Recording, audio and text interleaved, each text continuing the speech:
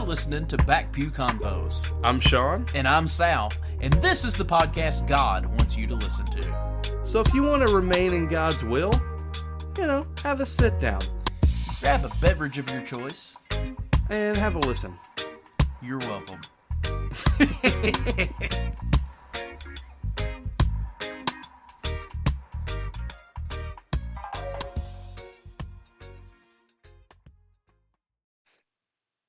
You know what? What? We're just going to do it. Yeah, okay. Okay. Yeah. What it is, it's going to be done. It is finished. Yeah. Maybe. Perhaps. Yeah. Now and not yet, I suppose. That's something I've been thinking about a little bit this week too. It's been a little more your cup of tea. The now and not yetness.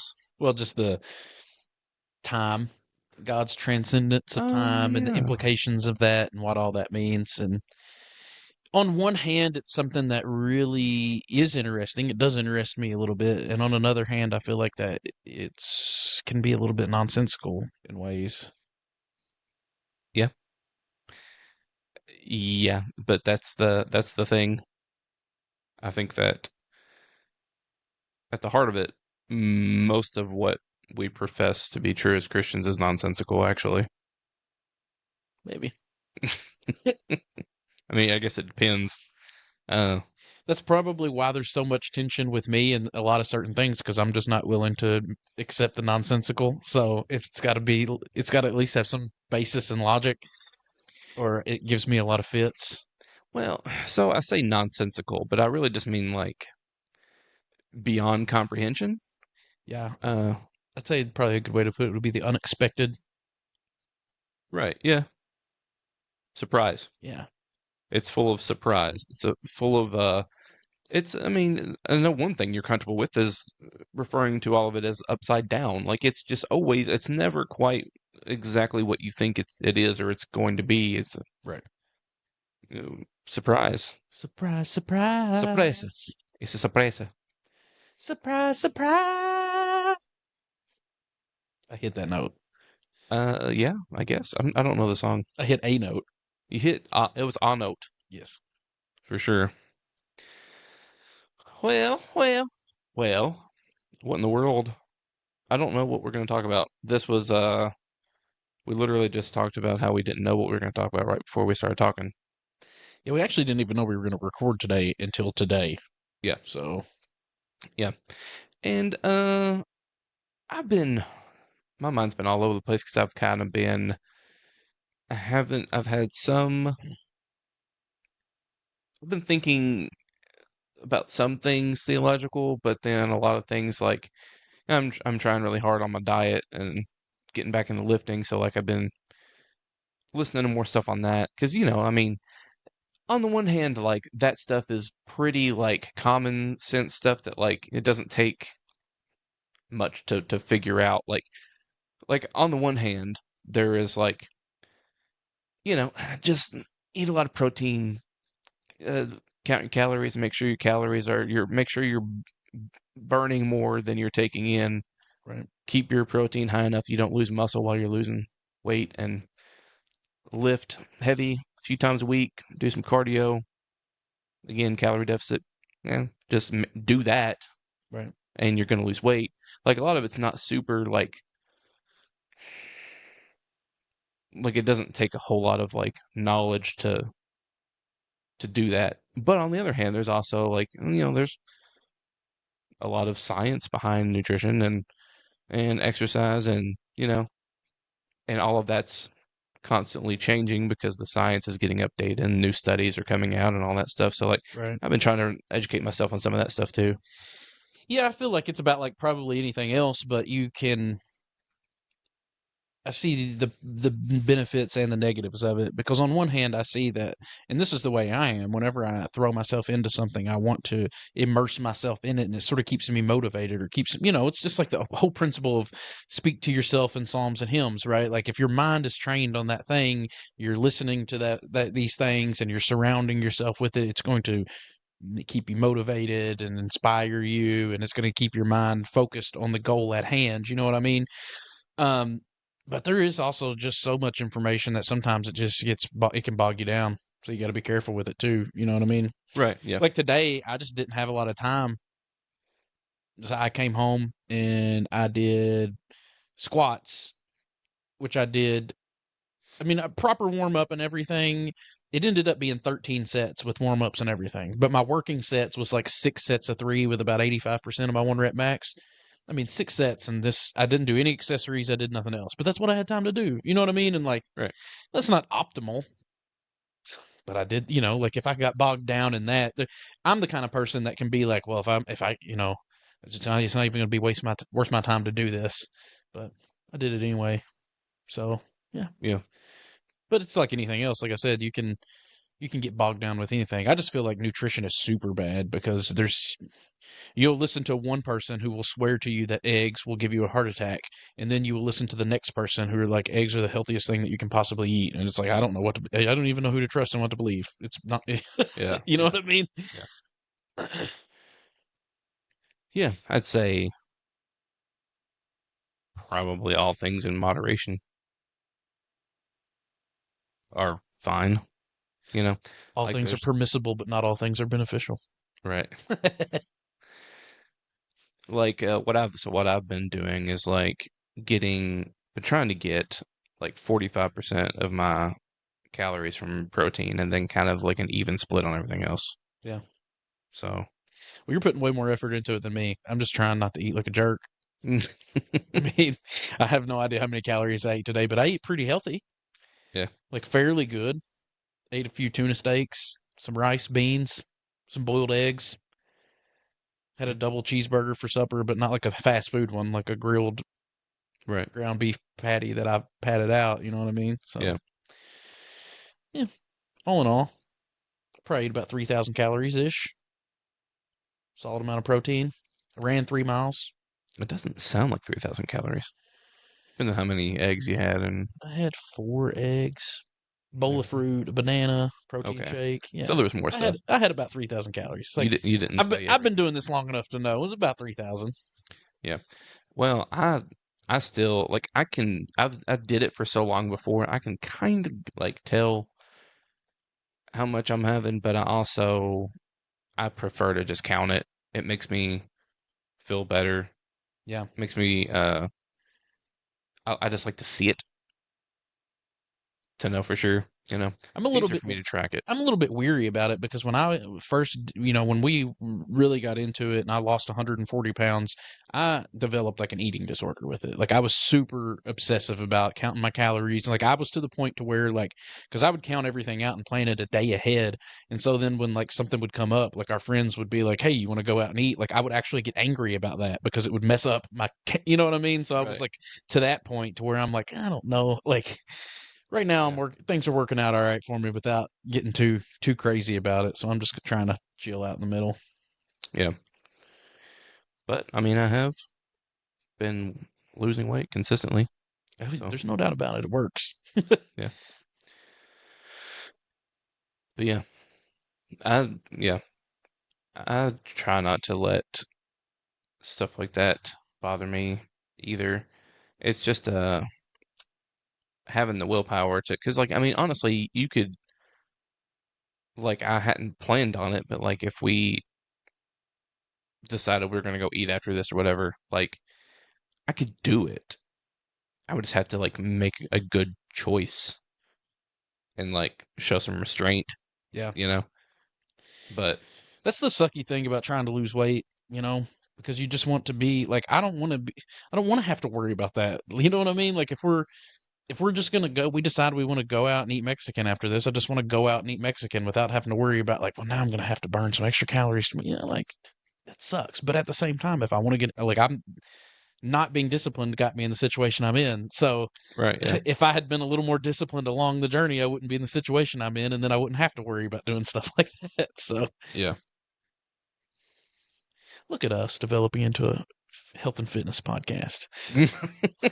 I don't know about that.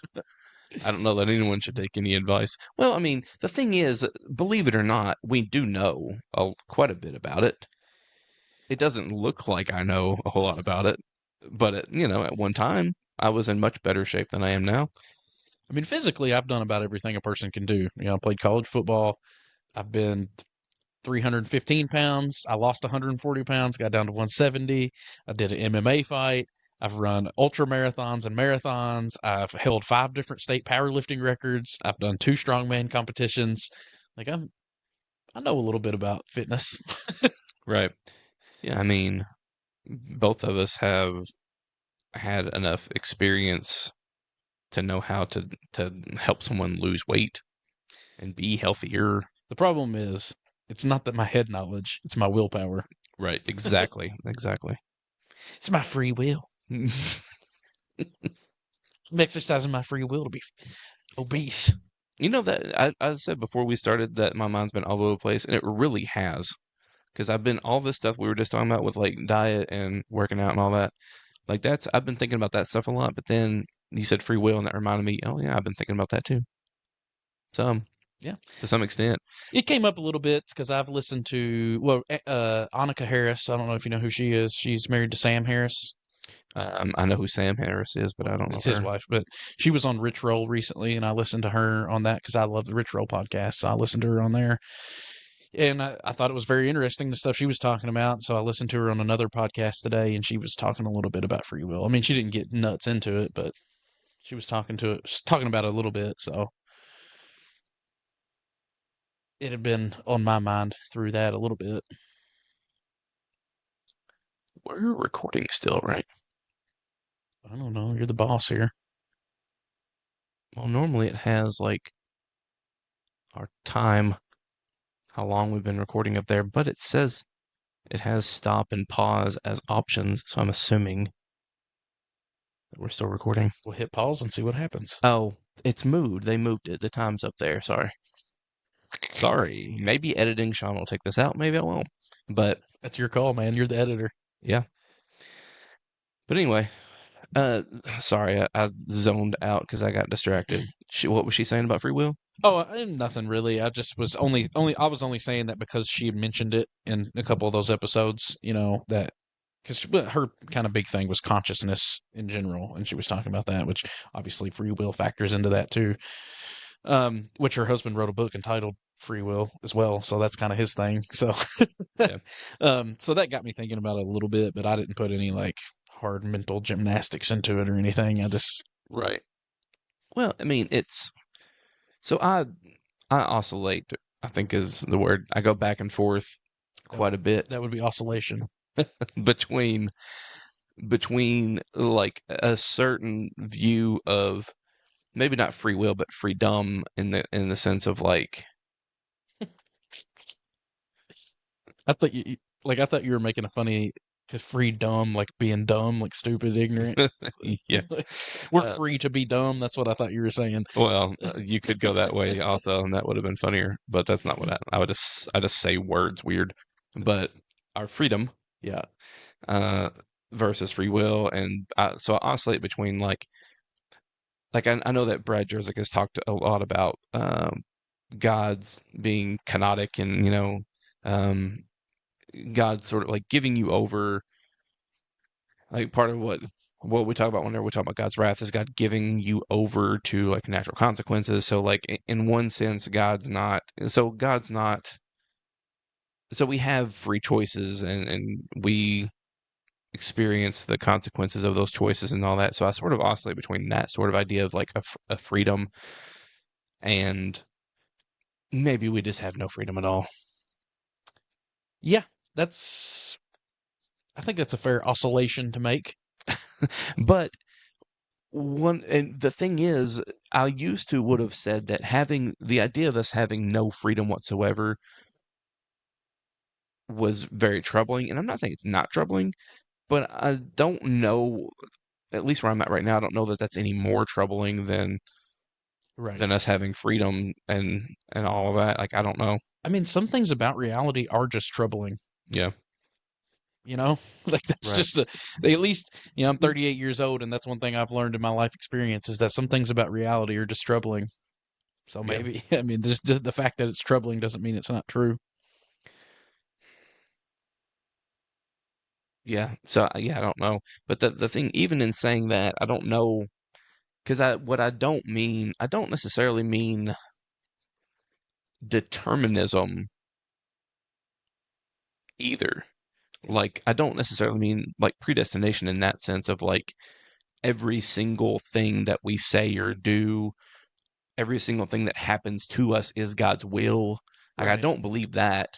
Well, I just Um, think about it from a practical, like what I would call a scientific, or a critical point of view is like, I mean, think if right now there was just a sudden loud crash above our heads. What are you going to do? Like you're going to jump, you're going to flinch, but you didn't free will like yourself to do that. That's just you know what I mean? So like, but how natural much of reaction. like, and that's sort of an easy example to see, but how much of those things are like that we think that we just do, not like a conscious decision that we've made, but Yeah. are just like a natural process, like, I mean, we don't, another easy one is like, we're not sitting here every single breath thinking, breathe in, breathe out. We just do it. You Right. know what I mean? Yeah. So like, how many other things are like that we're just not even aware of, that we're not choosing to do necessarily, but our brain and our body is just doing, Yeah. you know? Yeah. Mhm. I mean, and I think about it from a perspective of like, maybe like addiction in a way. I mean, addiction's maybe a little bit different because there's chemicals, from the substances involved in that. But I mean, like I've personally known people that have struggled with addictions who like wanted to not do the thing, but like did it anyway. Like, you know what I mean? Right. Because their will to not do it wasn't free. Yeah. It was shackled to the chemical reactions contained within their brain. Yeah. Yeah. I don't know. So yeah, so like there are certain things that are like that, and then there are some things like what we would call willpower, like things that it does seem like you have some control over. Um, and then a lot of times it's but I mean, even then, a lot of times, even exercising that self-control is only after you've had a natural reaction. You know what I mean? Yeah, Like, absolutely. well, I mean, like you Well, could use food as an example. Like my natural reaction a lot of times is to want to eat everything in sight, but I can exercise my some willpower. right, but I think the key word in there is exercise, and Right. that puts a stress. It actually does put a little bit of stress and a little bit of importance on the things that we do, because everything that we do and the things that we surround ourselves with and the situations that we put ourselves in and all that factors into, you know what I mean? So like if we don't, as far as diet, let's stick with that example. If I'm not putting myself in situations where I'm constantly knowing that I have a problem with eating, well, if I'm trying my best to avoid situations to where these tempting foods are all around me, and I'm listening to the podcast and stuff like you're talking about, and I'm, me and you are partnered up in this thing, and like we're going to hold each other accountable, and like all these things help to build up my willpower. But if I try to go at it alone, and I'm constantly like I'm working in fast food, so I'm around it all the time, and like you've got all these other factors going up against you, you know what I mean? Like I think it stacks the deck against you. It's not, and Yeah. that's always been my thing with free will is like if a will's truly free, that means there's no external influences on it. I can either choose yes or no, and it's strictly based on what I want. Like I can do anything that I want to do here. And I just don't know that, again, based on like what we were just saying, is that really true? I mean, sure, you have a choice ultimately to eat that food or not, but it's not a 50-50. Just I'm not influenced by anything. Yeah. Your influences obviously matter. Therefore, your will isn't free. There are things that it's shackled to. Right. Yeah, and I mean, depending on how you conceptualize because like neither one of us would be comfortable with the idea of like original sin in the sense of like inherited guilt or anything like that, but like however we want to conceptualize it, that the idea that none are righteous, no, not one, that none seek God is another, which I've thought about that one too. That one's kind of weird, and Seems a bit dramatic, but yeah, well, Jesus says, like Paul says that, right? That no one seeks after God. I believe that's also in Romans where he says, he's quoting the Old Testament. Where he says, "None, there's none righteous, not one." yeah, that's a psalm. Yeah. But then he also, um, but Jesus says, if you seek, you'll find. Right. So anyway, uh, I got my mind sidetracked. But yeah, but like I mean, and there's either way we want to slice that. Like there seems to be, it seems that humanity itself, and this is kind of going back to the very beginning of what we like that now and not yet that we mentioned at the very beginning of the show, which is like Jesus has broken the bonds of Satan, sin, and death, right? Like the judgment Jesus says of his own crucifixion that in John 12 he says, now is the judgment of this world, and now is the ruler of this world, which would be the Hasatan, whatever that is. um, now is the ruler of this world cast out, and I, when I'm lifted up from the earth, I will draw all people to myself.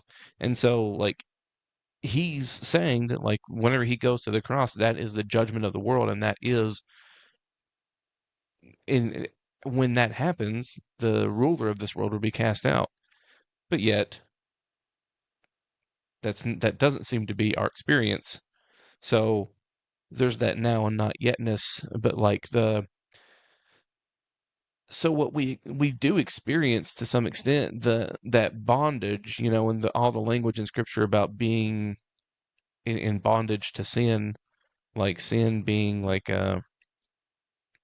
chains that bind you, and like Paul says that the thing that I want to do, I don't do, and the thing I don't want to do, that's what I find myself doing. Oh, wretched man that I am, who can deliver me from this body of death? And the fact that he can say this post cross, I think, means that like yeah, there's always that we're, at least for now, there's this continuation of this struggle within us, and the fact that there is a struggle within us implies to me that we're not free, not yet, not entirely. I don't know. Maybe. Like we are and aren't fully. Maybe. And maybe, I don't know, maybe that's a process. Maybe there's a process to being free, just like there's a process to being saved. I think, like, I don't think salvation is like a one-time thing. I think salvation, sanctification, being made whole, uh, being created, doesn't Paul also talks about being transformed more and more into the image of Christ. Like, um, that's a process, more and more, you know. Yeah, I mean, I think it seems to me pretty clear, which I don't even like using that language, but anyway, seems to me to be pretty clear that Paul at least seems to believe that it is a process until until we see him face to face. Right. The way that, if I remember correctly, the way that's written, it seems to indicate that means when we die. So, Yeah. I mean, until we see him face to face, and until we're known, until we know as we have been known. right. Which all that's very interesting. Right. But So to me, that seems to indicate that at the very least, Paul felt that it was a process. yeah. Yeah. But I also don't know that it's a one size fits all kind of thing. You know what I'm trying Right. to say? Like, I think it has a lot to do. Like the path has been laid out. The narrow road is available, but we're all traveling it at different speeds in different directions. I mean, Yeah. Well, and Jesus says, "Whom the Son sets free is free indeed." exactly. Um, and Paul also says where the Spirit of the Lord is, there's freedom. So I don't know what you do with. I don't know how you hold all those things together. Well, I kind of think about But it. Maybe this is just popped into my mind, but maybe it's something like this. Like, let's say I'm terrified to leave my house because I'm afraid of the boogeyman. Well, like, I'm free to leave my house anytime I want, and there is no boogeyman. But my own fear of it keeps me trapped in. So, like, right. I am free, but my own unwillingness to accept that freedom keeps me in bondage. Hmm. And then let's say if I finally admit that there's no boogeyman and I leave my house, but then I'm afraid if I leave my yard, something bad's going to happen to me. So that, and I've gained a little more freedom, but I'm still confined to my own property here. I'm confined to my own yard, Right. even though technically I'm free as can be. I can go anywhere in the world I want to go, but my own delusions and my own fear keep me in bondage. My own refusal to accept the freedom. So maybe that has something to do with it. I don't know. Yeah. I mean, obviously, I haven't thought through it because it just popped into my head. But Yeah. Well, I think there's something to that. Paul also says that he's the chief of sinners. So anyway, yeah, seems to me like maybe he's a bit dramatic. possibly. I do wonder. I didn't used to think this, but then like more and more, there's been some things that's kind of stuck out to me when I read the scriptures. That like, I wonder if Paul's an interesting character because like he wrote a good portion of the New Testament, but he also, well, according to him, he had this Damascus Road experience. He wasn't one of the original 12, is what I'm saying. Right. He wasn't with part of Jesus's like disciples whenever Jesus was around. I mean, I can only assume that Paul was around and knew of Jesus and had maybe even seen him or heard him teach before, but like wasn't one of his followers. I can only assume that he probably had some sort of knowledge of him. But Paul also, um, it seems like, but like Paul says that he doesn't just say that Jesus appeared to him on this Damascus road. He also says that the things that he learned, he didn't learn from the apostles. I think that's what he says in Galatians, that Yeah, he learned from no man. he learned from no man, that he was. It makes it seem like he sat and talked with Jesus, like Jesus taught him all these things, which is very interesting. But then there are times whenever it seems like what Paul is saying is contradicting the gospel of Jesus. At times, certain times, Yeah, I mean, in certain ways. depending on how critically, where you're at on your faith journey, how critically you want to look at some of the scriptures and put the pieces together. I mean, there seems to be a pretty clear indication. I mean, I think it's in the scriptures themselves that there seemed to be some disagreement between Paul and for sure Peter and also James, which I don't believe James was one of the 12, but it's traditionally held that it was the brother of Jesus. Right. So people that were closer to Jesus when he was alive than Paul was, obviously. Yeah. You know what I mean? And it seems to be that there was some sort of contention there. I mean, I don't know how much there is, depending on who you're reading and listening to. There's some people make a bigger deal out of it. Some people kind of gloss over it. Some people want to pretend like it doesn't even exist, but I don't think that's honest either. Right.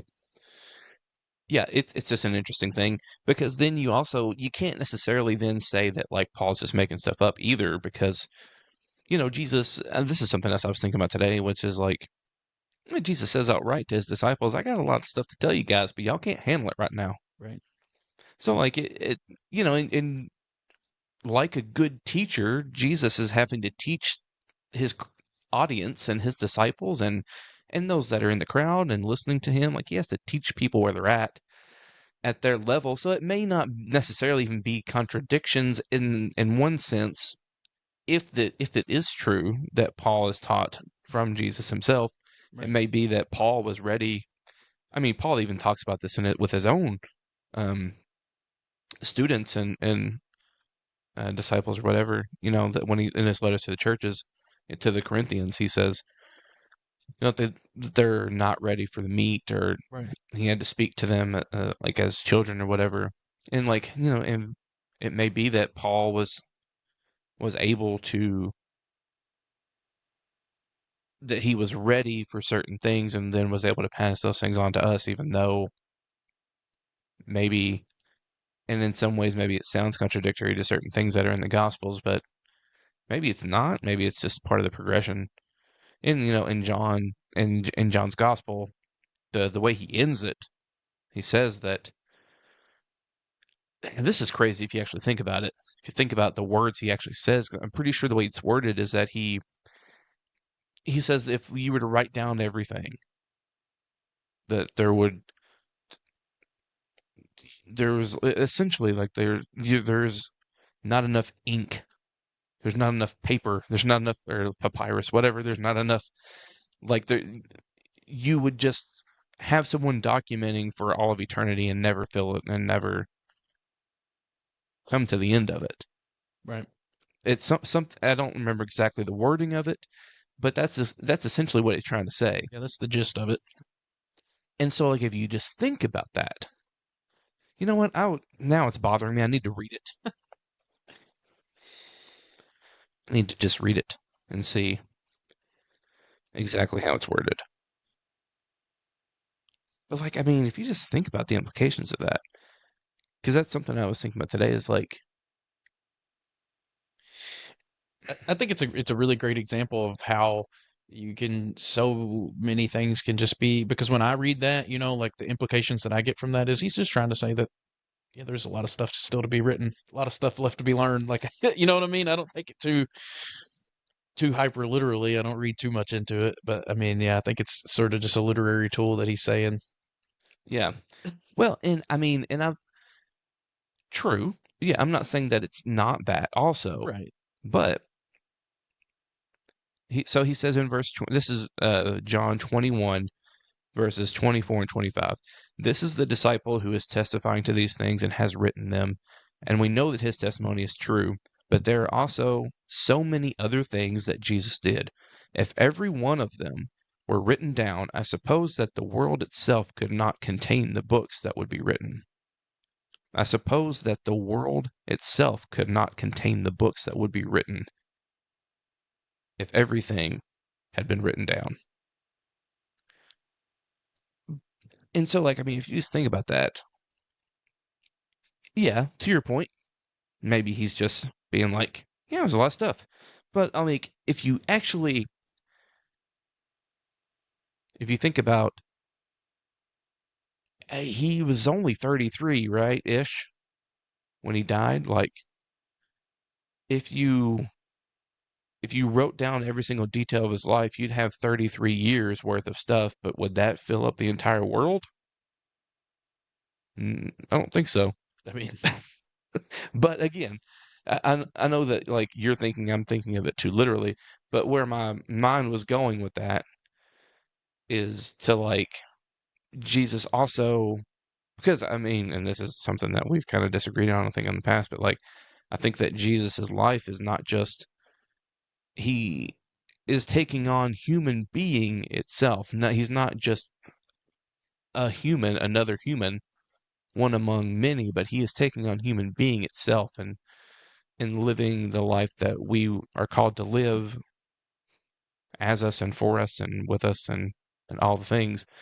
And so, if that's the case, then you're talking about every human being that's ever lived. And if you're talking about that, yeah, you wouldn't be able to contain that. right. If you wrote all of that down. Like every. It sounds awfully non-dualistic of you. Well, I mean, I think that I kind of am. I just frame it differently than you. But I don't know why I don't know why I initially brought that up. I don't remember now either. We were talking about Paul, how it seems like Paul was disagreeing. Oh, yeah, it was because you were saying that there perhaps in the situations where it seems like Paul's at a disagreement with Peter, or even some of the things that are contained within the Gospels, that it's not necessarily a contradiction. It could just be the progression. Oh yeah. Right. Yeah. So I mean, if we're gonna say that, like, if there is a progression in that way, then, like, I mean, maybe it could be that, like, there's so many things that Christ is saying and has said, and, well, all the things that were said to Paul, and all the things that were said through the Spirit to uh, whoever, throughout all of history. If it's Christ and Christ is the one speaking, then yeah, the thing and Christ is the one doing the things, then yeah, I mean, maybe past, present, and future, everything that's ever been done and said through Christ is. I mean, if you had documented all of that, then yeah, they probably wouldn't. The world probably couldn't contain it. You know. So that's why I like. Who's got time to read all those books anyway? But you know what I mean? Like, I know that, like, in one sense, yeah, you're 100% correct. Like, there were not. I don't know that John even intended it to be. Although I don't know, John's pretty mystical. It's definitely the most mystical gospel Right. of the gospels. Undisputedly, really, in my opinion. So I guess somebody could want to argue with me, but I will fight them. physically, I'll put all this Jesus stuff out the window for a second, pal. Punch you in the nose. We've tried turning the other cheek. Oh, DJ, Nobody ever thought they would hear me quote. Donald Jr. How absurd is it that he actually said that, though? You At know, a Christian event, no less. it's less absurd to me that was said than that there was no condemnation for it or no Yeah. pushback. Nobody Right. gives a crap. Yeah. To me, that's the Insane. absurd part. Yeah. Yeah. True. The fact that he wasn't booed off the stage after he said it. Right. Yeah. It's crazy. Yeah. It's craziness. I would agree. I don't know if we want to go the political route. I don't know. I actually haven't been thinking at all about politics, so Yeah. I've had it's been a weird time for me. You know, we lost CoCo Oh, yeah. on Sunday, our dog, which was so unexpected. Yeah. And so, I mean, I don't know. I think people that have had a close pet know what it's like. But if you haven't ever been through that, you don't know. You don't understand that it really does. I mean, you know, we had that dog for 10 years, and through some of our when me and Kelly were going through our infertility struggles, like that was sort of what the impetus to getting CoCo was like. We weren't able to have a child, but we had these paternal instincts, you know, that we want that we and so we got a dog. I don't know that that's really a healthy way to cope with that, but that's what we did. So I mean, she was that for us, you know, and went through those highs and lows with us, you know, along the way, and she was growing up with Finn, you know. I mean, Yeah. and I don't, you know, he knows CoCo, and I don't know how much he'll remember though, because he's only 3. You know, he won't even be. He's almost 4. Right. So that's kind of a. But yeah, it was just so unexpected that it's just a real. It's been a real hard time. Yeah. You know, I've been struggling with that a lot. Yeah. And Kelly and everybody has really, even Finn, and Right. so that's where, you know, I've been in a weird space. Yeah. Because of that. Right. So. But yeah. Yeah. Which doesn't really lend much to theology other than just the whole that some things don't understand and make sense, and some things suck. Yeah. Do all dogs go to heaven? If they don't, I don't want to go. Yeah. If CoCo's not there, I don't want to go. Right. I mean, yeah, that's a legit question, you know? Like, well, the funny thing is I actually didn't know where we were going to go in this episode. I was talking to Kelly earlier today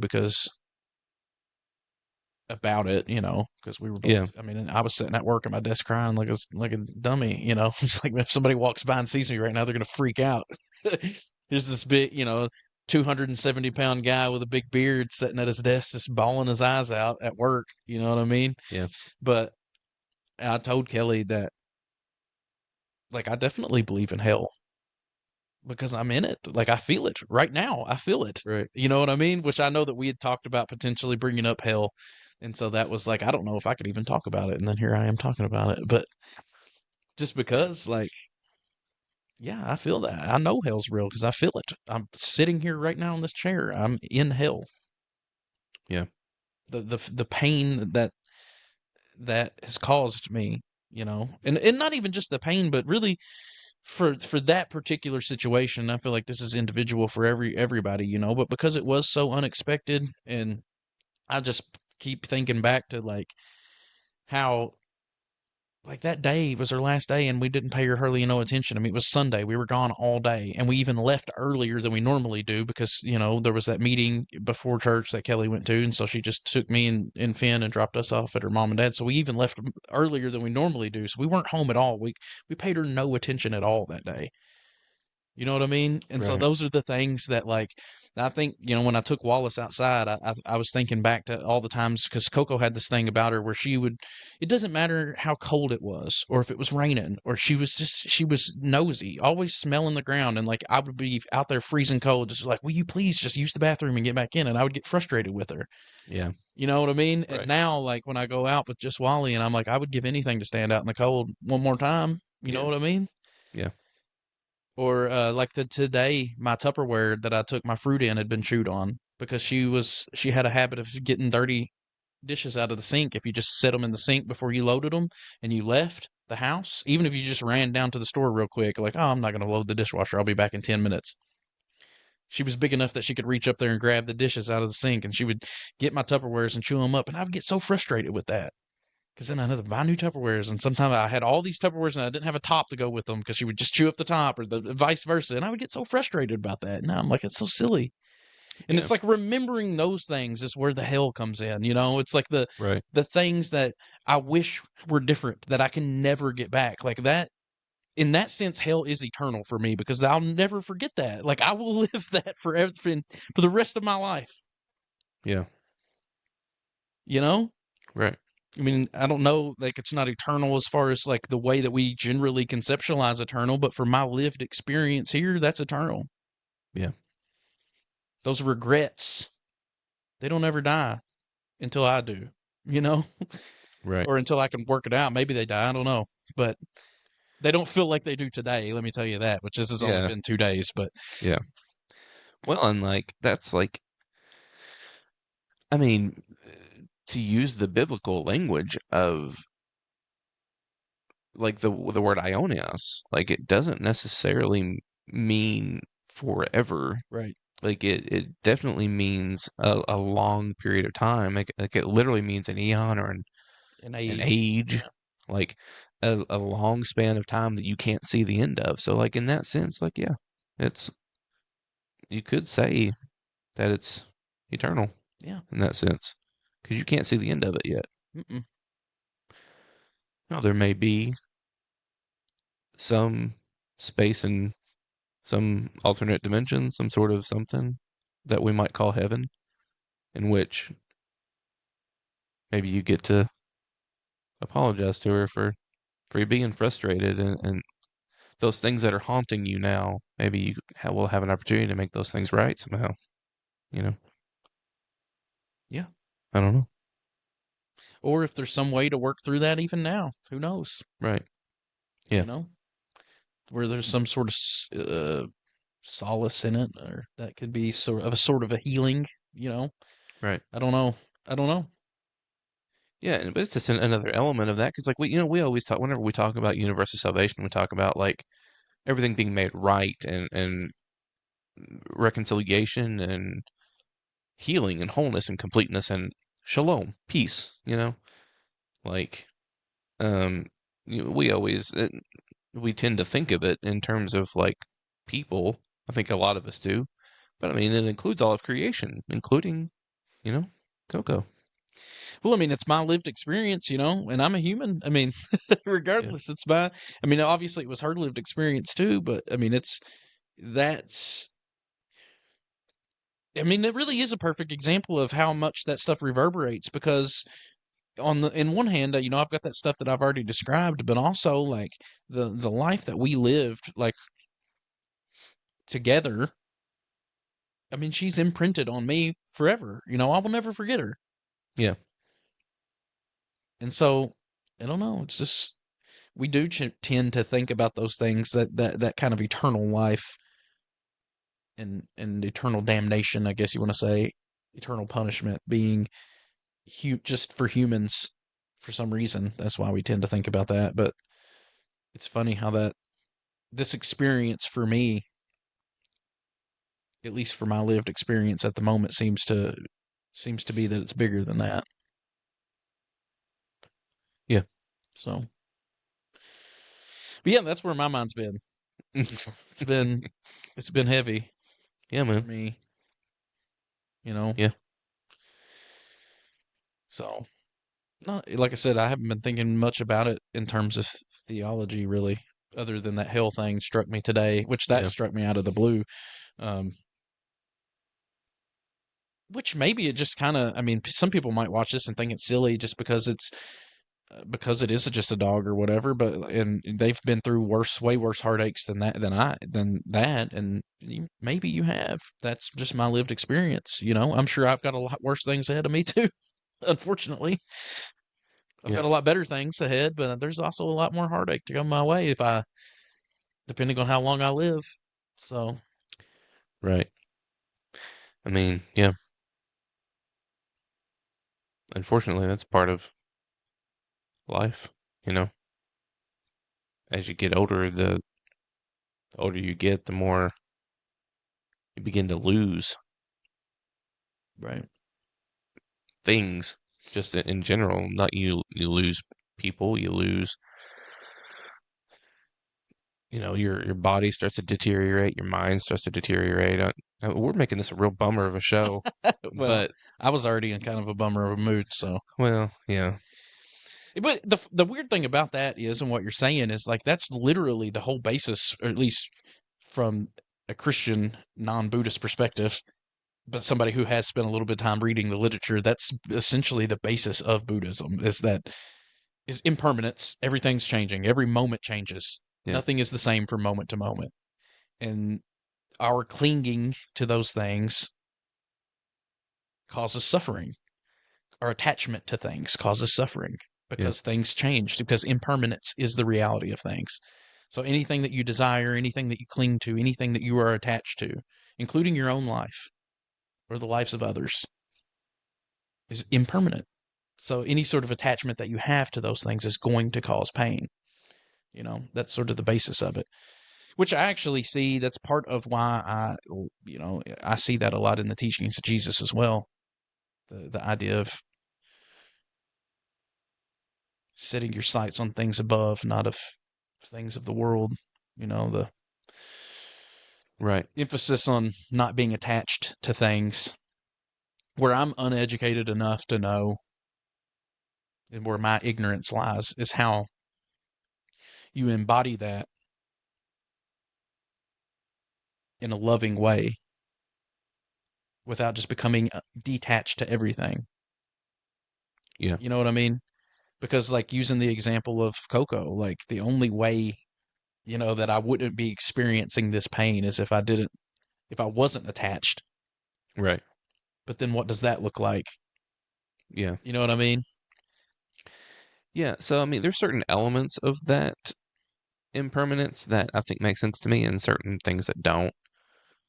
Like the fact that each moment is fleeting and changing, like you're not going to be the same person, like you are in transition, like that everyone and everything is in a process of change all the time.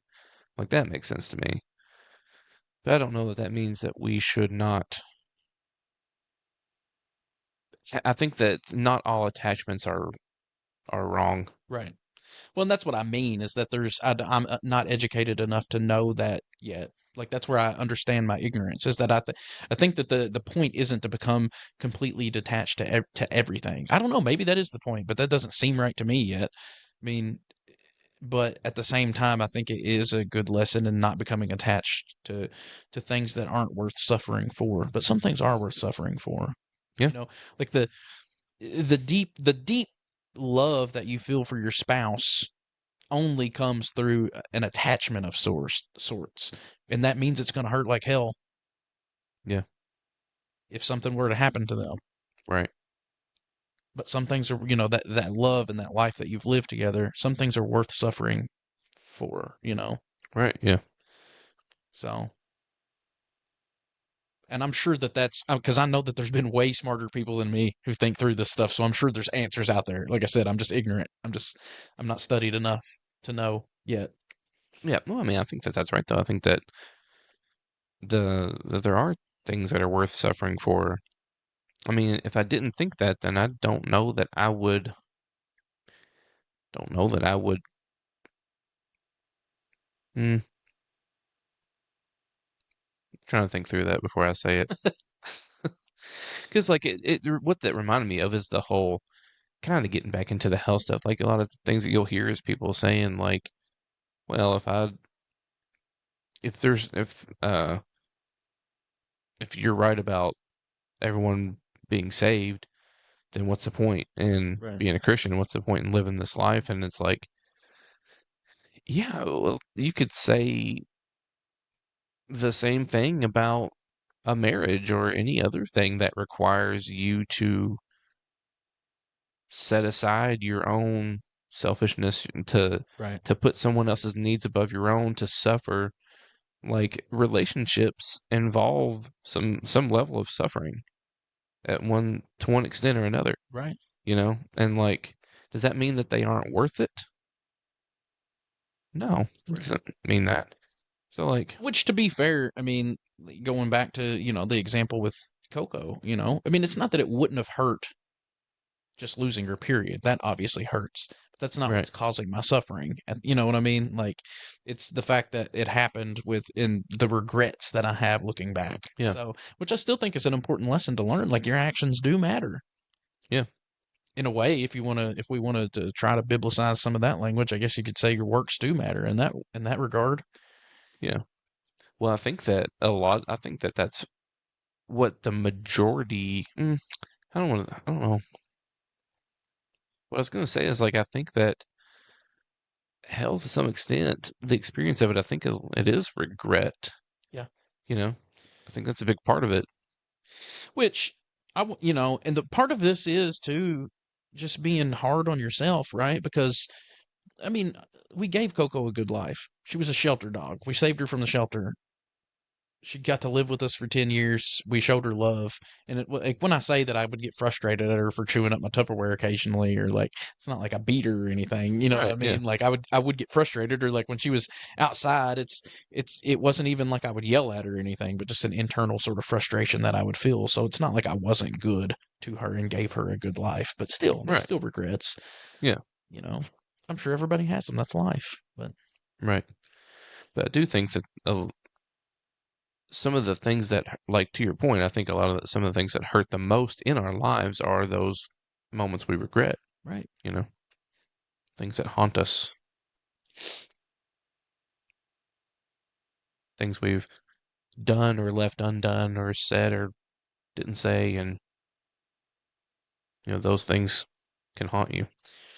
Yeah, and I don't know that we ever, I mean, unless you've lived a perfect life, I don't know that we ever don't experience that. Yeah. Unless you lived a perfect life or you never experienced loss somehow, then I don't know, because I'm sure that everybody's had some extent of regrets, Yeah.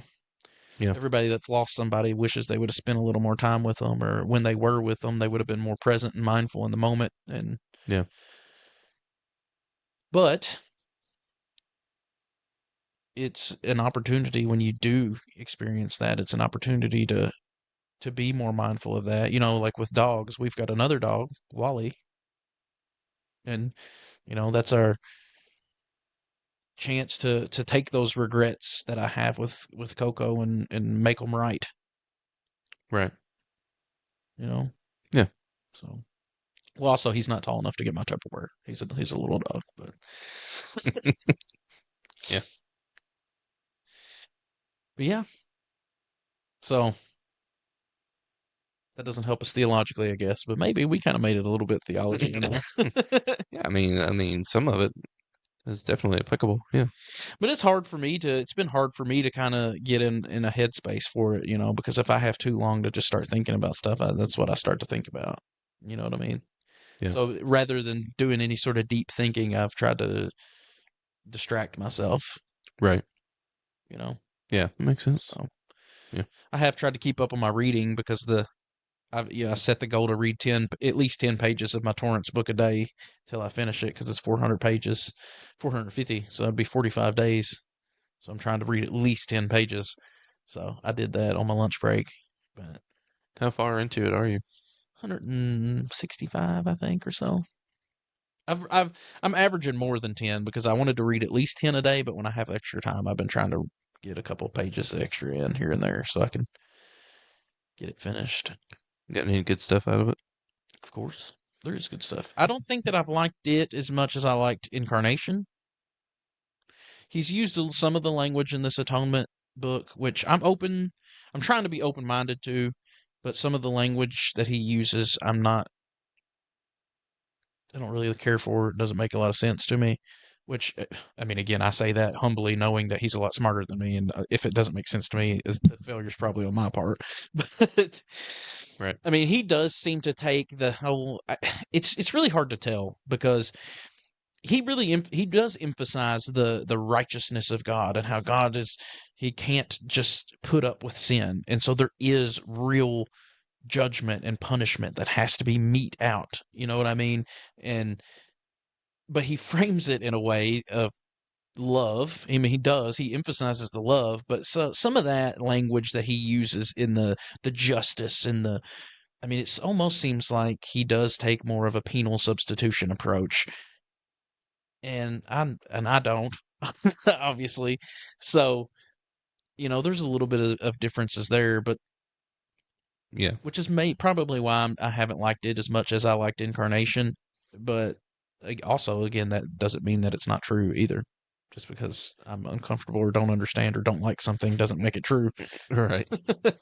Yeah, that's something I had thought about a little bit since I finished that book, The Wood Between the Worlds from Brian Zahnd, because he goes through several different atonement theories, and the whole thing's about the cross. So, you know, I don't know. There, I do think that there's some sort of substitutionary element present in the cross.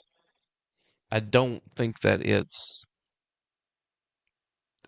anything that creates a division between the Trinity, where like the Father is pouring out his wrath on the Right. Son. But there's definitely some sort of substitutionary element going on there, I think, and um, I don't know how it all works, but I do think that that is an element of what's going on at the cross. Which Torrance is deeply Trinitarian, so he definitely doesn't espouse any sort of separation in Right. this, I mean, he does frame it more from the perspective of like just like the covenant thing, right? Like in Jesus, God is fulfilling the covenant from man's side and from God's side. Like he kind of frames the cross from that perspective too, as like God giving himself to man, but also humanity in Christ giving themselves to God. So, like it's not Yeah. so much a division between the Father and Son, so much as he's in the person of Christ fulfilling both sides, Right. you know? And I mean, it depends on what we mean by punishment or judgment, right? Because like going back to what I quoted earlier from John 12, like now is the judgment of this world. Well, if the judgment of this world is that the world is to be, I mean, if the wages of sin is death, well then Jesus literally pays that price, you know. Um and even using that language is something to try to wrap your head around. It's not that he's paying, like literally paying off God. I think if there's anyone being paid off, it's the devil, whatever that even The means. devil. But yeah, but I mean, I do think that because so like what's coming to mind is that passage from Zephaniah 3:8, and you know what? Let me just read it. Zeffy. Zephay. Who's going to read some Zeffy on their podcast? Me. Most people don't even know that book exists. Well, I don't. To be honest, it's a really short one. It's only 3 chapters. I don't remember a whole lot of the rest of it, but I know.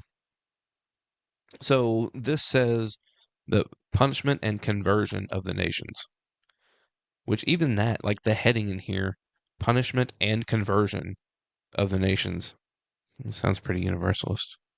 Anyway, but this is the NRSV, and they're liberals. Boo! Boo! Anyway, this is Zephaniah 3, starting in verse 8. Therefore, wait for me, says the Lord, for the day when I arise as a witness. For my decision is to gather nations, to assemble kingdoms, to pour out upon them my indignation, all the heat of my anger.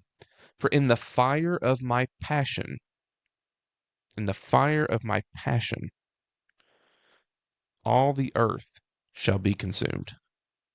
At that time I will change the speech of the peoples to a pure speech, that all of them may call on the name of the Lord and serve him with one accord. So, if we're thinking about this, and if we're reading, I think that this is how the early Christians read the scriptures. I think that they were reading, because whenever they're preaching and teaching the gospel, they're not doing it from the New Testament. It's not written yet. Right. They're doing it from the Old Testament. So I think that when they're reading something like this, I think that maybe what John had in mind whenever he talks about, whenever he's writing this story where Jesus is saying, now is the judgment of this world, and now is the ruler of this world cast out, and when I'm lifted up, I will draw all people to myself. I think that the judgment of the world, maybe he's talking about this very thing. He's talking about the decision of the Lord to gather the nations, to assemble the kingdoms, to pour out on them his indignation, all the heat of his anger. For in the fire of his passion, in his passion, well, what do we refer to the cross as? His passion, Right. his suffering. In the fire of my passion, all the earth shall be consumed. At that time I will change the speech of the people to a pure speech, that all of them may call on the name of the Lord and serve him with one accord. Some translations say serve him shoulder to shoulder. I like that better. But I'm too claustrophobic for that. it is more relational, Right. But yeah, man, I mean, I think that if that's the judgment of the world, and because Jesus also, I think it's in Luke's gospel where Jesus talks about he come to bring a fire to the earth, and he wishes it was already kindled. Do you remember that? Yes, I somewhat. think it's in Luke's gospel. And then, and Malachi prophesies that when he comes, he would be like a refiner's fire and a launderer's soap, you know. I'm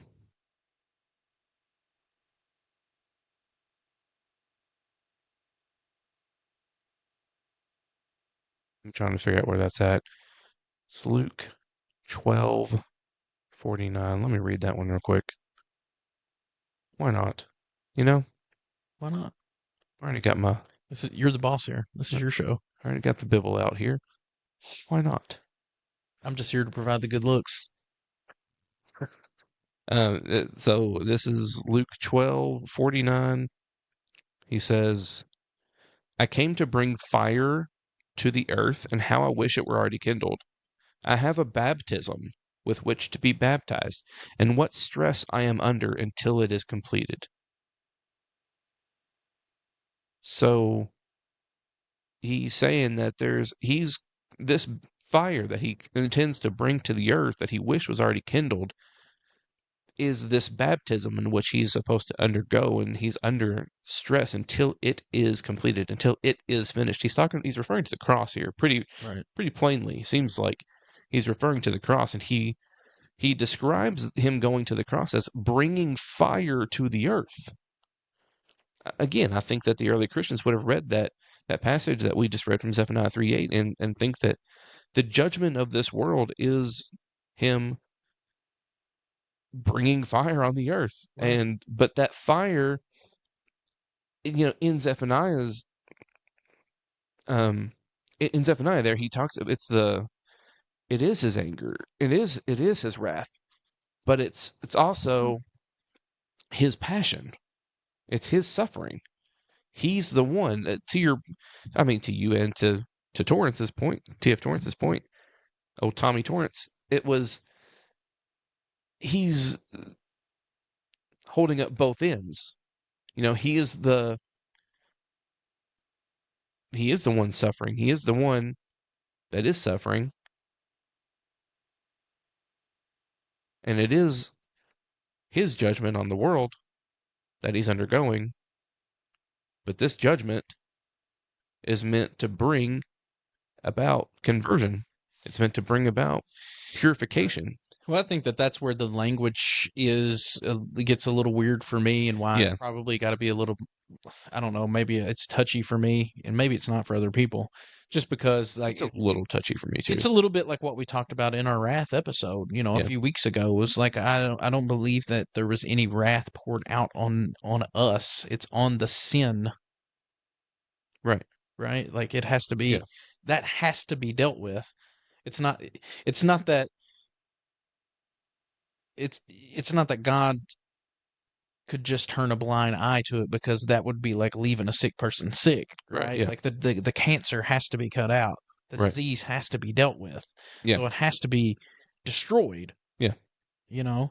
So that would be the wrath is poured out not upon us as individual beings, not as like punishing his children, but actually freeing his children to be his children. Right. You know what I mean? Yeah. I mean, Which I think that's probably what he would say too. It's just the language thing. Yeah. I mean, and that's a perfectly fine way to understand all the things that I just said too. Right. Yeah, absolutely. So, I mean, but it's not, it doesn't have to just, so like, I think that anyone who is just a standard PSA, like, Right. substitution, like, they could affirm what I said too. Right. But you don't have to think about it in those terms. Right. You can think about it as exactly what you said, the wrath, the anger, is the thing in which the fire is consuming is the sin, Right. But because, in one sense, all of creation, I think, has a fallenness to it, and even fallenness. I don't even know if I like using that language anymore, because I don't know Right. if there was a fall or if we're just haven't been created yet. But all that gets a little weird for me. But it's either way. I mean, I think that there's, it's not necessarily even just about our human being sin, but like there is anything that's wrong.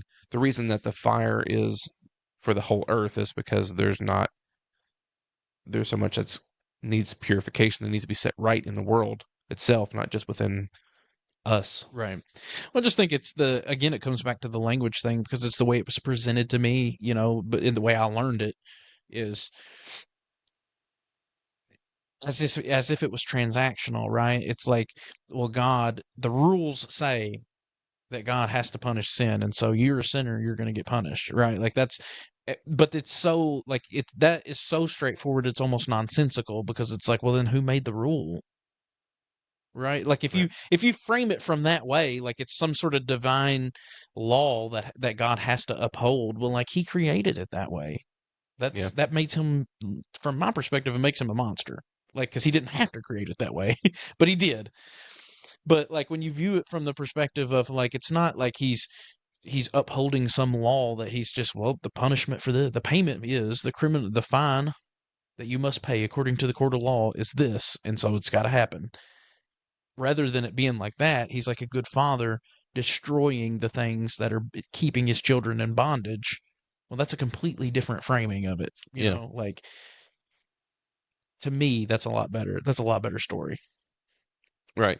It's different than, so like, I mean, and actually the story the story of the quote unquote fall says that outright. Like, if you pay attention to what Jesus says, or not Jesus, but well, I mean, I guess Jesus, God, says in the story there, he doesn't say, "In the day you eat of it, I'm gonna kill you." He says, "In the day you eat of it, you will die." Right. And in other words, there's consequences to the things that you do. Uh, this thing is going to bring death upon you, but that doesn't mean that he made it. Like that doesn't mean that this is the law that he set forth. It's just this is the natural consequences of living your life this way. It it's better for you to listen to me, you know, Right. because things go bad when you don't. Yeah. But I don't know if that necessarily means that he Yeah. is responsible for it. It gets real tricky because it goes back to some of the stuff we were talking about earlier about like, well, did he know beforehand or not? Like, Right. you know what I mean? Like, what's his relationship to outside of time and simultaneously inside of time and all that, you know, because again, from the perspective of Jesus never being plan B, I mean, there is a way to view that to where like, well, yeah, it is his fault, but because that's the way he wanted it to be. You know what I mean? But again, it's not from a perspective of that's why I think that language of like it's a law that has to be like just paid in full for no other reason than that's I just God created this law. Like to me that's ridiculous. So I mean, it all of this stuff is kind of tying in together because again, with the whole freedom thing, free will thing, like if God wanted us to be free, then in one sense, there's no way for us to be free without us having the ability to make choices, and there's no way for us to make choices without there being consequences, and there's no way for us to experience consequences without there being the possibility of negative consequences, I think. You know what I mean? Do you know what I'm saying? Like, I don't know that if God was going to give us freedom, I don't know that that the consequences necessarily are on him. I mean, to some extent, I guess they are, but only insofar as it's better for us to be free than to be like some sort of like programmed like robots that just do his bidding, you know? Yeah. Like All there's no relationship there. there's so many deep ends that you can go off of because then immediately my first thing that I'm thinking about I always come back to is like omnipotence, right? Like if God can do anything, then could we not be free and him be in control of the consequences? Like, is that not what omnipotence really means? Like, anything can be done. So, like, no matter what choice is made. See, I don't know. It's too deep. You can go way off a deep end on some of that stuff. Maybe. Yeah, I don't know. I don't either. I'm asking questions, not giving answers. Yeah, I mean, I suspect that there's way better ways to talk about all that. But this is, I don't know where I'm at right now. I don't know. I mean, because what it makes me think of is the whole can God create a rock so big that he can't lift it? That whole thing. Right. Like, I mean, I think that that's maybe the wrong question. Depends on what we mean by omnipotent. I mean, it depends on what we mean by power, right?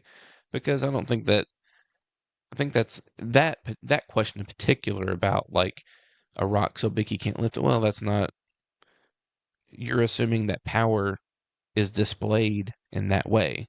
That like true power is in raw strength or might, and like I don't know that that's what true power is. Right. But I think that we have to be mindful of that when we just say things, right? Like when we say that God can do anything, like those are the kind of questions that come up, right? Right. Well, so like but I guess to finish the thought there, like if power looks like a slaughtered lamb and not a ravenous lion, right? A lion seeking whom he may devour, but it looks like a slaughtered lamb, then I think that God can do anything, but the way that he accomplishes everything is through self-sacrifice, through self-sacrificial love, through uh, that kenosis, that pouring out, that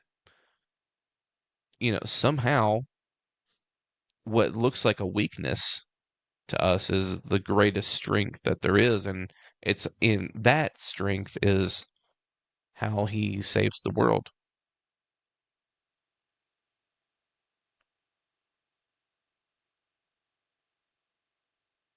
So it may be that those things that seem like they could have been avoided to us, hmm, maybe we're just asking the wrong questions about, or maybe we're just not thinking about power and God's intervening and God's knowing, and it may just be that we're just thinking about all of that wrong, you know? Because if God is always submitting, always in submission, well then he doesn't, maybe he doesn't intervene in that way. Maybe he doesn't prevent consequences because he does submit. And maybe he does that for the sole purpose of participation. Like he wants us to participate with him in this. And so he doesn't want to force anyone or anything. Maybe. Maybe. I don't know. I just keep talking as thoughts come to my head, and I don't know. Yeah, I They don't may be really. nonsense. I don't know really where I'm not responding really because I don't know where I want to take it because I do have a lot of thoughts, but I don't know. Like they're just fresh thoughts that I haven't thought out yet. So, Yeah. Well, that's fine. Whatever you want to do. so I mean, all of that was really kind of fresh thoughts to me, too. right. It's stuff that I've been thinking about. I thought about that a little bit today because I was listening to Brad Jerzik, and he was kind of talking about this topic a little bit.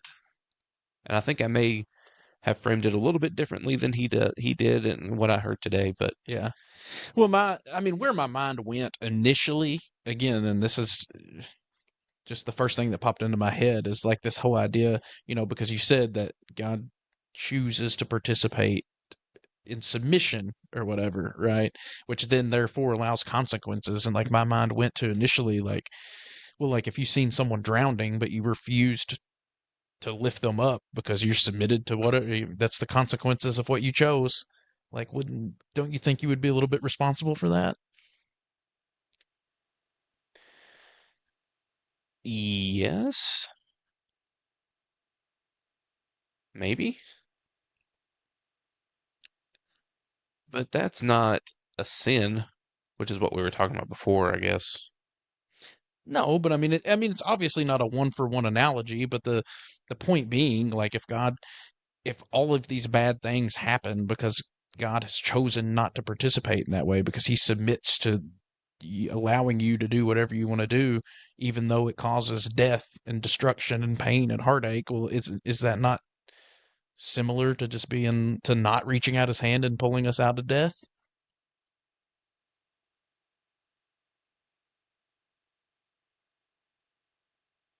In some ways, yeah. So like there's but I guess it really does depend on how you frame it because like it's because what I'm not saying that God is like there's a certain sort of like deism that's basically like which I think this is kind of like where Einstein landed, which is that like he believed in God, but he believed God gets just kind of like set everything up and like took his hands off and was like, all right, whatever. Right. You get whatever. All the laws are in, all the like natural laws are in place, and you guys are created. Do your thing, and I'm gonna just sit back and watch it burn or whatever. Like, I'm not saying that necessarily, but I am saying that I think that if God is love, and if love means, and it doesn't mean force and coercion, if it doesn't mean, mm, I don't know, it's just one of those things where like, because love isn't just that, love is protection also. So, but then you have to answer the question, why doesn't he do that? Why doesn't he stop the person from drowning? The only way I can make sense of that is to say that like it's because he requires our participation, because that's what love requires, our cooperation, or yes, it's not forceful in that way. But anyway, sorry, you were going to say something. I don't know what I was going to say. I know that that's not satisfactory to anyone, and I don't even know. To me, it really just depends on, because initially my thought with that was because the way I framed the question, I thought this was what you were going to say, actually. I thought I lofted you a softball here and you were going to knock it out of the park, but no. No, the way that I framed the question, I thought that you were going to say that he did intervene. Oh, He yeah, did reach yeah, down the hand and pull. It didn't look like what we thought it would because it's the upside down. yeah, But yeah. like he did intervene, right? He did Right. interject himself into time, and Duh. Yeah. but it depends on how you frame it, because we were talking about like I think that we sort of did switch lanes a little bit, because I guess what in that phrasing of it, what we were initially talking about was the cross, right? And the paying the punishment of sin or Right. whatever, right? Well, like in that way, it became him reaching his hand, saving the drowning. Um, but to get to that point, perhaps there had to be the choices made and the suffering that were endured by mankind to get to that point. I don't know. Perhaps. Yeah. Well, see, I just went a different direction with it because I did have that thought whenever you said reaching out his hand. Yeah. I did think that, but then I was thinking because you mentioned the drowning thing, which made me think of just like suffering and evil in general and Right. not sin and the cross anymore. Well, and that's why I So, said that we did sort of switch lanes a little bit there, because that is sort of where my mind went to more with it. Is we were initially talking about the cross and just how the punishment of sin is death, and how Jesus suffered that, and almost from that old school perspective of like, well, it's a payment to, it's a law that God had to follow. He had to punish sin. Somebody had to die. Somebody had to suffer, you know. So, but yeah, I think it's a totally different question when we're talking about just human suffering. I don't know. I'm not qualified to ask that question. Well, I mean, anybody can ask. I'm not qualified to answer it. evil and suffering. Yeah. Yeah. It's, I really do. Like, I know I've said on here before, Chris Green basically said that the Odyssey is impossible. And I agree. I don't think that it's possible. And I think that no matter what we say, and actually, something that Brad Jerzik said today, he was talking about, I'm going to butcher this, I'm sure. I almost don't even know if I want to say it because I'm probably going to get it wrong. But he was talking about Simone Bay, um, and he was talking about what she says about evil and suffering, and she basically says that like if you the second that you try to explain that, all you're doing is just causing more suffering and pain in one sense in trying to explain it, that you cannot rationalize it. You cannot reason it. There's I think even if you think you have good answers for it, that's still true, because I know for me personally, like those, a lot of times those what people think are good answers actually serve opposite for me, because I think yeah, a lot of times if you actually just like what I was just exploring with the whole, what does it mean to be omnipotent, and when you say God can do anything, what do you mean by that? You know what I mean? Like, Yeah. People say those things without actually thinking through the implications of it, but I always try to think through the implications of it, and sometimes those things lead me further away. It makes me have doubts because I'm like, oh, see, this is the best answer we can come up with, and if you actually think through it, it's nonsense. Right. So Yeah. Yeah, and I mean, and what makes sense to one person is going to be sound obscene to another. You know, like that. I was thinking about that recently. I'll come back to the Simone Weil thing here in a second, but the uh, Jordan Daniel Wood. I was listening to a podcast the other day, and he was talking about suffering a little bit, and he was talking about how the he's had. I guess he did a little piece on human suffering for somewhere. I don't remember where it was published, but and it essentially it's kind of the sort of things that we'd been talking about, that I'd been talking about, dealing with Maximus um and just the making right of everything, and um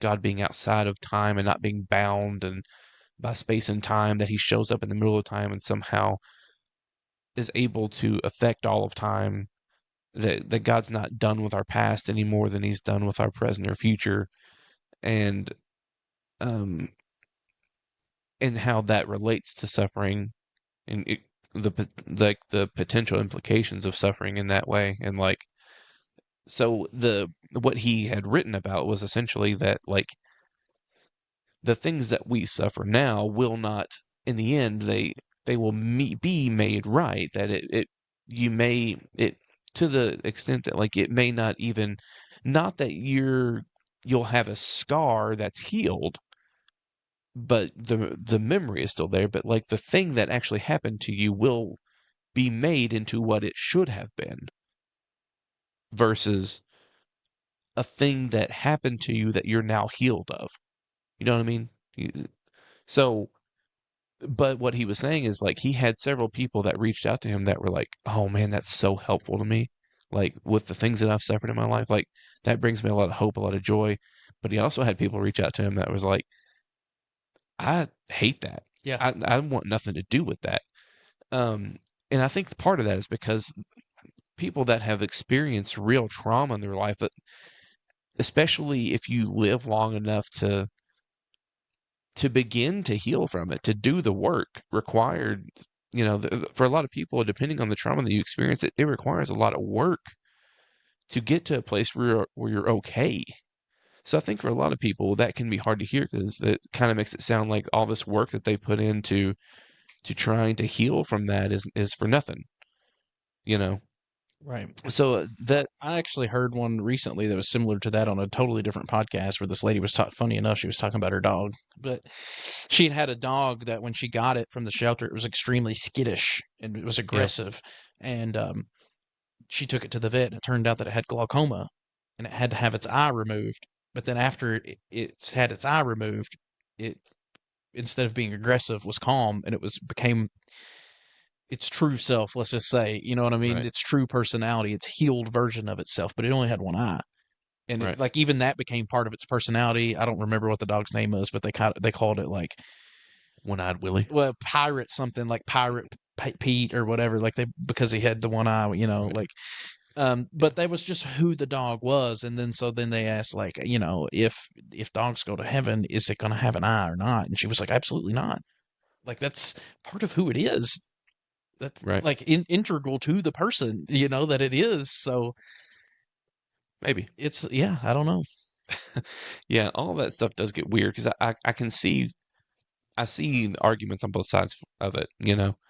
Um, but whatever it is, I know that the things that have happened to us in this life will be made right. Whatever that looks like, I don't know exactly, but anyway, the whole point of me saying all that was just to say that, like, any one thing that you say about the problem of evil and suffering in this world, there's going to be some people that it sounds great to, and some people that will reject it and be offended by it. Right. And what Simone Weil was saying, as I understood Brad explaining what she said anyway, was that you cannot reason it, you cannot make sense of it. You shouldn't even attempt really to try um, to give hard answers for it. You can think about it and talk about it, but trying to say anything definitive is a mistake. Um, and so what she does say though is, and this is the only solace, the only thing that really, and this is something that came to me in that moment when I first had that experience at work.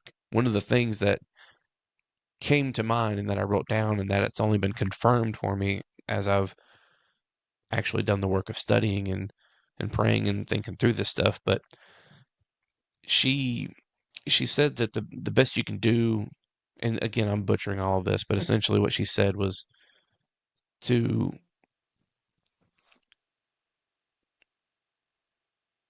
be at the feet of Jesus and look up at him and see him suffering, like to behold him crucified and his suffering, and just know that he's suffering with you in your suffering. Like, that we don't have a God who doesn't understand suffering. We serve a God who was tested and tried in every way that we are. We serve a God that knows suffering intimately, that knows suffering as we know it, and has suffered it as we have suffered it, and is present with us in our suffering. Like, any time that anyone is suffering in this world, Christ is there suffering with them. And so long as there's any suffering in this world, Christ is suffering with us and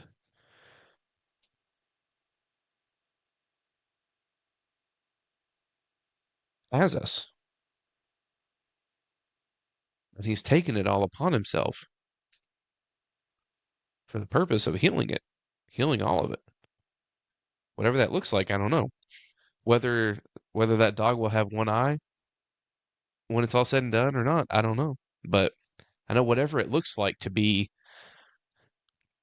healed, to be made whole, to for shalom, whatever that is, that I know that it has been accomplished and it will be accomplished. And in the meantime, all I know to do is to look at the one that I know has suffered and is suffering with me in my suffering. That's the best I can do for now. Yeah, I feel it. So, well, I gotta roll. I gotta pick up Finn. oh, okay. Cool beans.